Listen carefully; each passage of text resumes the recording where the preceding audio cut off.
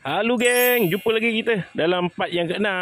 Okey, untuk part yang ke-6 ni, okey, dalam journey kita nak baik pulih apa rumah ni, kita akan buat kerja-kerja plastering plastering dinding lah. Kalau korang tengok di bahagian hadapan dan di belakang ni ada kawasan yang belum diplaster lagi. So jiran dah buat kan, kita kena appreciate lah. Okey, terima kasih sebab dia dah nak ikatkan bata. Jadi kita tinggal untuk plaster saja. Mudah je plaster ni. Okey, jom kita tengok. Sebelum aku buat kerja-kerja plaster ni, aku pergi kat yard aku dulu lah. Ambil barang Ambil barang untuk kerja menukang lah. Yard ni kosong lagi. Ni aku baru konkrit tu hari lah. Alhamdulillah lah.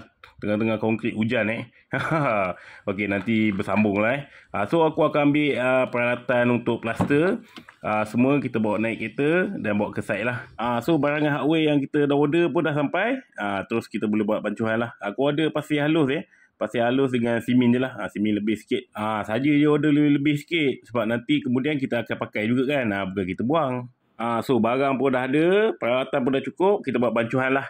Bancuhan tu apa? Kalau kita nak plaster ni, bancuhan dia simin satu bahagian dan pasir halus tu dua bahagian Itu bancuhan yang betul lah. Ni aku main hantam aja.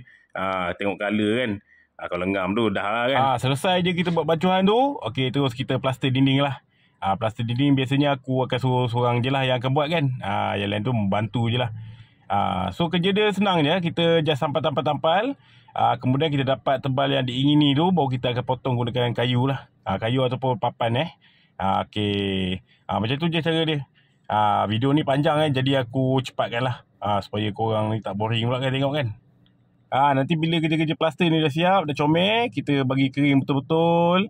Mungkin dalam 2-3 hari lah bagi dia kering betul-betul. Dan kita kena skim. Skim tu supaya dia dapat permukaan yang lebih cantik lah dengan halus Kita akan skim keseluruhan bahagian dinding ni. Tak ada dah separuh-separuh kita skim semua sekali. Nanti kalau kau dah tengok lepas dia skim nanti, wah, kau akan tengok macam rumah baru Sebab tu apa-apa kerja dinding aku akan skim lah. Okey, ni hasil dia selepas kita buat kerja plaster. Aku pun ada buat kerja-kerja pembersihan sikit kat belah depan ni. So plaster dia macam ni lah. Okey, kelihatan dia agak kasar sikit. Okey, kemudian kita akan skim skim cantik kan, baru kita akan masuk cat lah.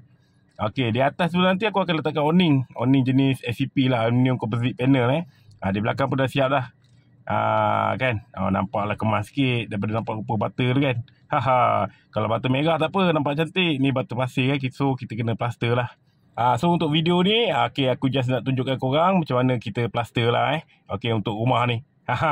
So kalau korang nak tengok apa lagi aku buat untuk next project ni, okey, kau jangan lupa follow. Okey, dan tunggulah di video yang seterusnya.